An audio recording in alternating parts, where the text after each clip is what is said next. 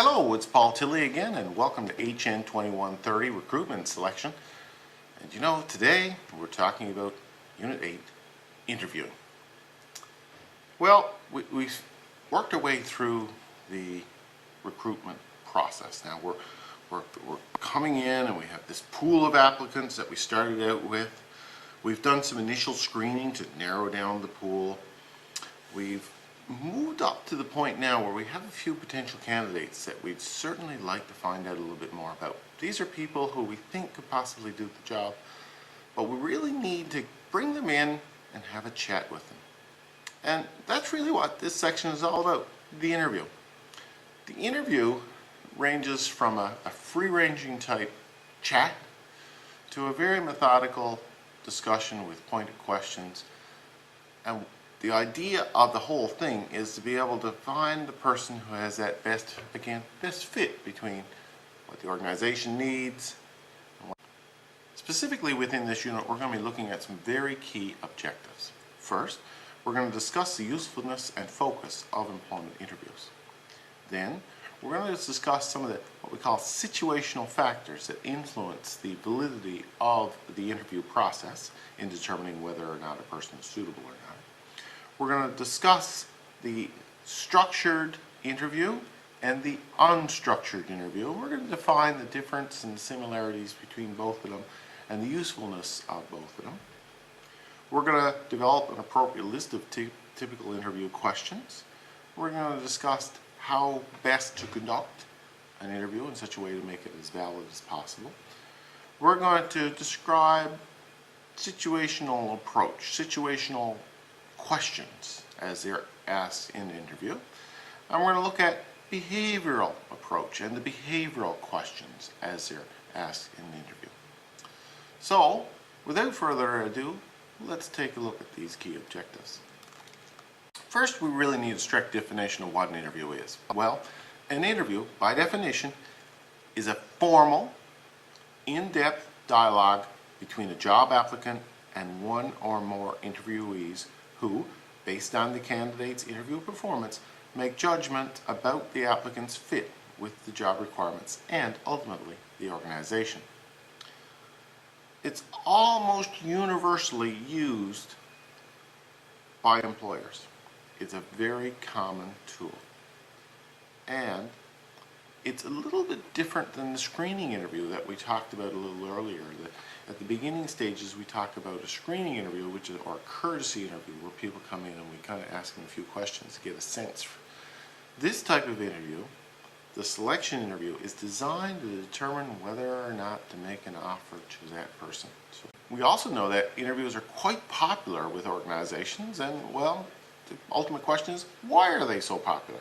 Well, let's look at some of their key reasons of their popularity. First of all, they reduce the number of potential candidates. So what it does is it forms a narrowing process. And where it's a very time-consuming process, it's used at the end. We don't normally interview a whole lot of people, but we certainly would want to allocate anywhere from 45 minutes to an hour for each individual that we go to interview. So it's a time-consuming process. They're popular because they facilitate this two-way interaction, a dialogue. So you can find out about the candidate and the candidate can find out about you. They can assist to match the applicant's characteristics. The characteristics are determined in the interview, and we want to see, are they a good fit with the organization? It's an opportunity, too, to sell the organization to the candidate, and for the candidate to sell him or herself to the organization. So it's very much of a sales pitch. We can also use interviews to improve the company's image. We want to be able to create a positive image and be able to assert a sense of what this company values and believes. And by interviewing a variety of people and a variety of applicants, it certainly helps to increase the image of the organization. Interviews allow us to focus on four major areas. First of all, the area of job knowledge and skills. We can ask people questions about their knowledge of the job and the skills that they bring to the job. So in general, properly done interviews can assess job knowledge and skills and help build validity in that regard. They can also help determine about personal relations. How do people react with one another? So we think about determining personality traits such as agreeableness, such as emotional stability, and we can also test to some degree social skills within an interview process. Probably key is the person-organization fit. One of the things that all interviews try to do is to try to make that connection between what the organization is all about and what the person is all about, and determine whether or not there's a good fit there. So that's an important one. Another thing that interviews often do is to be able to assess career goals. What is it that the applicant wants to do? Where do they want to go? Where do they see themselves in a certain number of years? And this is good for determining if the person has a career path and how our organization, the interviewer, fits into that career path. So we've gone through the trouble of bringing people in, we're sat down with them on the interview, and we're asking ourselves, how valuable is this interview process? Well, there's a number of things that really impact the value of the interview process. First and foremost, we're looking at the questions that are asked. Normally, we need to be able to use a set of questions that has some degree of validity in determining that suitability issue. If we don't ask good questions, we don't get good results. If we ask good questions, we get good results. So we'll look at that in a few minutes. We also look about the interviewer characteristic. That's going to have a terrible impact on the effectiveness of the interview. How professional is the interviewer? How skilled is the interviewer at determining the things that need to be determined? Those influence the effectiveness of the interview. We also talk about the applicant characteristics. What are some of the things about the applicant that contribute to the value of the interview or take away from the value of the interview? Does the person talk on and on, for example? Will that have an impact on the quality of the responses? And finally, we look at the effectiveness of the scoring and the weighting of the questions. Which questions are more valuable than others? Is there some weighting system that says, okay, this question, the response we get back from this question is very important, the response we get back from that question is not so important. So do we have some measure to determine whether or not all the questions or the weighting of each of the questions that are asked? So let's take a look at the very first one, the interview questions. The interview questions are absolutely essential. The right questions are essential to determine whether or not that person has the fit for the organization. And we have to say, are the questions job related? That's one of the key analyses that need to be done on the questions before the interviews are actually done. Is this question relevant to the job? Will it tell us anything? That's something that really has to be asked. We also have to think about, in terms of how the questions are asked, we got really two basic types of interviews. We got what's called a structured interview, where essentially everyone who comes in gets exactly the same set of questions and are assessed on those exact same set of questions. This provides kind of an objective measure. The other type of interview question is, the interview type is the unstructured interview. And the unstructured interview is really a situation where it's a free-for-all. We get in, we have a chat. Now the thing is with the chat is that if you go into the interview, you might get asked one set of questions and respond to them accordingly. I go into the interview and I get asked a different set of questions and respond to them accordingly. How do we determine then if you're the better candidate or if I'm the better candidate? And is it a quantifiable measure? Is it valid? Will it give us results that are standardized? So usually what we want to encourage is a structured interview. The structured interview will ask the same basic questions, and that way we can kind of evaluate one person against another person, against another person, against another person. That's important in the interview process. We want to think about the nature of the questions. Are the questions specific or general? Because if they're specific questions, did you work at this place?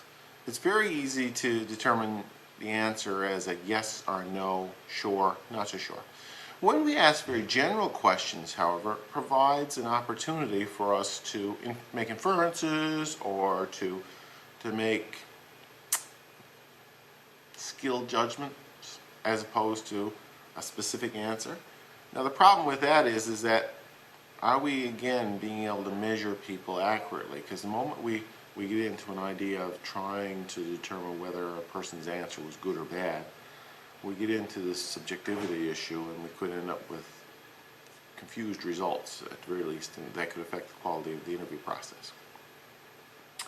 So in terms of questions, one of the key things that I want you to look at, I won't go through all the questions, but within the course itself on the DL site, you want to take a look at the section that looks at specific types of questions that are asked out there. And if you look at this, there's a whole bunch of questions that are on the site.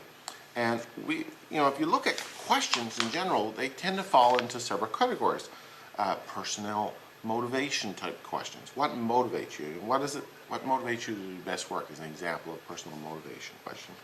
Or we may want to be able to establish someone's goals. What do you want to do? Where do you see yourself in 5 years? Is a classic goal question.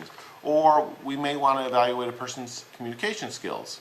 Tell us more about yourself, or explain to us something as an example of communication skills. Job flexibility is another thing we often want to assess in people. How open are people to change, and how can they cope with change? So those types of questions are often asked in interviews for that purpose. We also think about handling stress. If we have a stressful job, air traffic controller, for example, that can be a stressful job. So questions pertaining to stress. Tell me about a situation and how you handle it is an example of a stress type related question. And the other type of questions are manageability questions. How easy is that person going to be to manage? So what do you do if you're having trouble with your boss? Those type of questions help determine whether the candidate is capable of managing well. So have a look at that set of questions there, and look at some of the typical questions. And if you look at interviews, these are the types of questions that are asked in a structured interview, and you should be aware of most of them.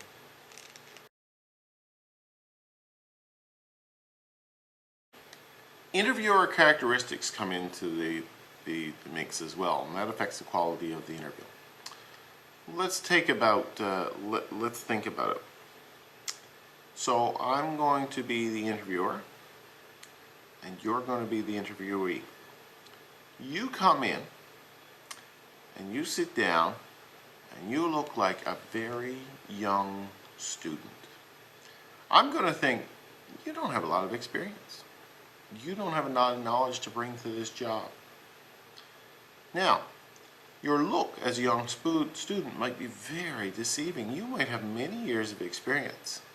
But I'm going to make that judgment in my mind when you sit down that you're young and inexperienced. And that might influence my ability to make a decision, a fair decision, on your ability to do the job. And that's what we mean by an interviewer characteristic that can go against you. And so we've got to be very careful to manage the interviewer's perceptions of you who are being interviewed here.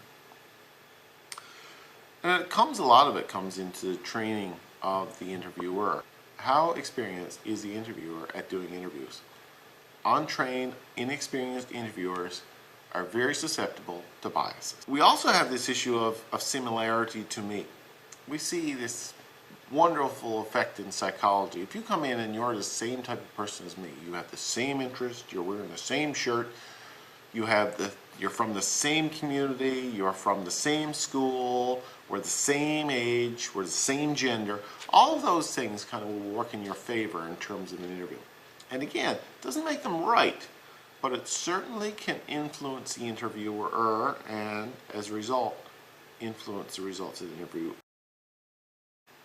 The third thing we need to look at that influences the status of the interview is the applicant, him or herself. If someone comes in to an interview process and they don't have the look for the job, that's going to impact their ability to get the job. What do we mean by the look? Well, you could say physical attractiveness, you could say anything along those lines, but generally it has to do with that perception that you portray in an interview. If you're going for a professional job, it is important that you be dressed professionally for the interview. And we see in the interview that perception that comes because the interviewee sits down in front of the interviewer, that perception that person will convey will influence the effect of the decision-making process. And the fourth thing that we mentioned is this issue of the weighing of the questions. How much are questions weighed? And let's begin an interview again. Let's look at a situation, and let's go into the interview where I am interviewing you and ask you 4 questions. The first 2 questions you score very, very poorly on. The last 2 questions you score very well on. So what we have is the order of the questions is really affecting the results that we get. You know, poor on the first 2, good on the last 2, could potentially impact the results of the interview. I'm going to remember the latter ones. I might forget the first 2. Because of that, I could add to your overall score. Because you did well on the last 2, that's the ones I remember most, I'm going to have a more positive view on you. Now let's turn the scenario around. You've got 4 questions. You've done really well on the first 2, really poorly on the last 2. Again, we've got this bias that can come into interviews that say, well, you know, I can only remember the last 2 really well, and the last 2 you did very poorly. I'm going to rank you low on that. So these sorts of things certainly influence. I'm not suggesting they're right or wrong. I'm just suggesting they certainly influence the interview process.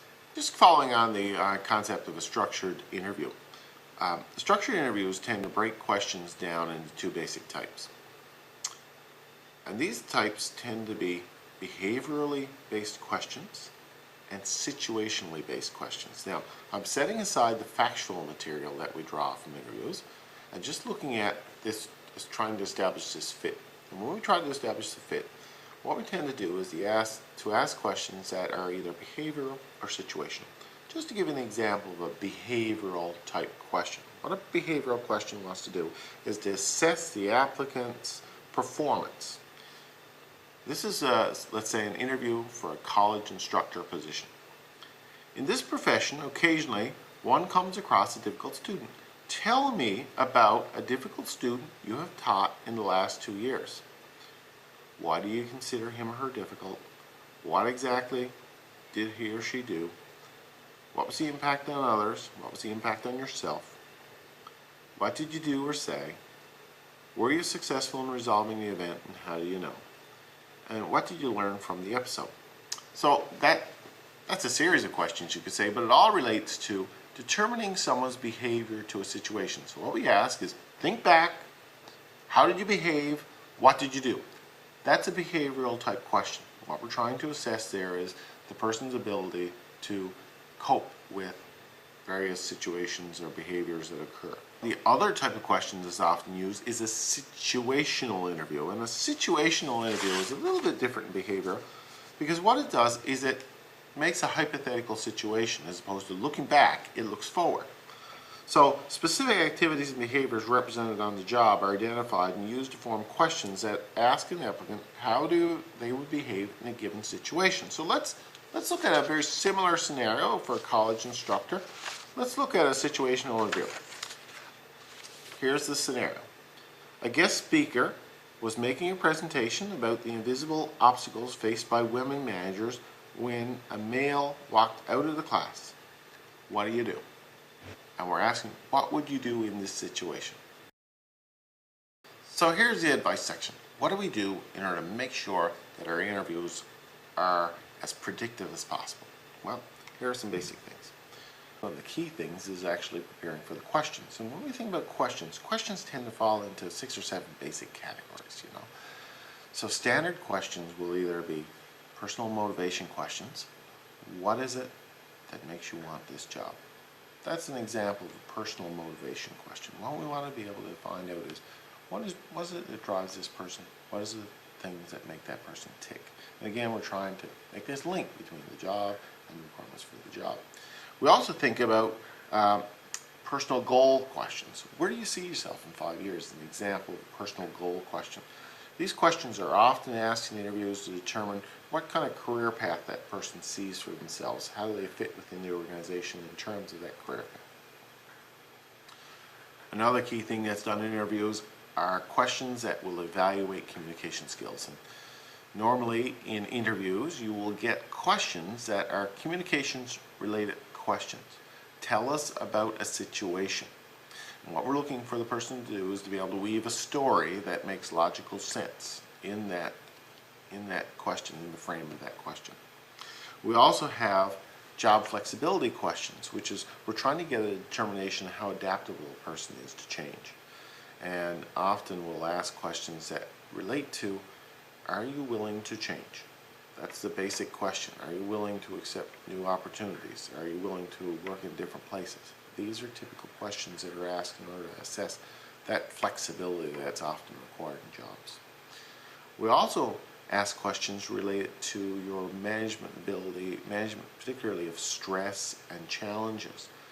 These are questions that kind of ask, okay, we got a very difficult scenario, how would you deal with it? That's a typical type question that's geared to assessing someone's ability to manage stress. We also think about questions that relate to manageability. So what we're trying to do with those questions are ask basic questions that kind of give us a sense of how well that person will work in the organization.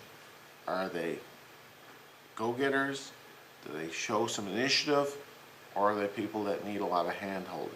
So one of the things we often want to do with our questioning is to determine where does that person fit on the spectrum, being very much initiative-based or being very hand-holding, being told what to do based. So that very first step in the interview process, that preparation stage in terms of preparing the person, the interviewer, and being prepared with the questions is absolutely critical. Next, we think about another key skill that's required for interviewing, and that is developing a rapport. How do you develop that je ne sais quoi rapport that allows someone to sit across from you in an interview and tell you honestly, comfortably, the answers to the questions that you ask? How do you do that? So that way we can get someone to put their best foot forward. In terms of, we want to be able to do that with a warm smile, a nice greeting. These sorts of things help get interviews off to a good start. Interest is another key thing. You have to show interest in the candidate, show interest in what they're talking about. It really helps build that rapport. You gotta get rid of nervousness too. What can you do in order to calm the person down? Take some time, be relaxed yourself, give them an opportunity to respond, allow some silence. And body language is always critical whenever we think of building rapport. Are you showing in your body language an openness to that person and to developing rapport with that person? A third thing that's so important in interviews is to create an opportunity for information exchange. You don't want to be asking questions that garner a yes or a no and then draw silence. You need to be able to ask questions that create a conversation or to be able to get that person talking. So it's very important that we develop a series of questions, be it behaviorally based questions or situationally based questions, that will allow an opportunity for the interviewee to expand their thoughts and to be able to demonstrate that they can tell a story, communicate well, do the job that's required. You need to be able to develop these types of questions. And one of the ways we can do that is to ask questions that start with a how or what or why or tell me about a time. These are types of questions that help get a conversation moving, as opposed to when you graduate from school. That ends in a quick response and that's it. And it is very important in order to get this information exchange that the questions that are asked relate to the job. So what is it? What is it that we're trying to determine? Let's ask questions related to what we're trying to determine. That's very important. In terms of the next thing that's important, it's being able to know when the interview is done. How do we terminate an interview? How do we terminate an interview without terminating the person? So generally, interviews are terminated by a simple sentence by the interviewer. Do you have any further questions? That's a sign that the interview is closing. So what we do is we give that person on the other side of the table a chance to answer or ask any questions or answer anything that they haven't answered, and then we bring the interview to a close. So it's very important to be able to do that. We also, in terms of tidying up the interview, want to tell the person what's going to happen next. How long is it going to take to make these decisions? What is the decision process? When should they expect to hear? That all helps close an interview. Finally, a very important part of the interview is that post-interview evaluation. One of the key things that you need to be able to do is once the interview is done, you need some time to write down your thoughts on the interview. That has to be done immediately after the interview, otherwise you're going to forget it, or you're going to misinterpret it, or it could lead to some information being lost. So it's absolutely critical that at the end of the interview, all your thoughts on the interview and any responses are recorded right then and there. So we make sure we spend enough time between interviews so that we can get that work done. We also want to record any critical incidents or make a notes on anything that occurred in the interview that worked towards that person or against that person. Normally too, as I said, the questions that are asked in an interview have ideal question responses. We want to be able to say, what did the person ask? What was the response, the ideal response? What kind of a rating do we give someone? You know, is it 7 out of 10, 6 out of 10, 10 out of 10?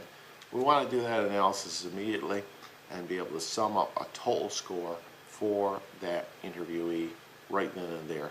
And that way we got a good, clear understanding of where that person fits in the overall spectrum of interviewees. Anyway, those are the key things that I want you to take away from this unit. Again, if you have any questions, I appreciate you emailing me, phoning me, whatever you need to do, and I will gladly get your questions answered as soon as I can. Thanks for watching.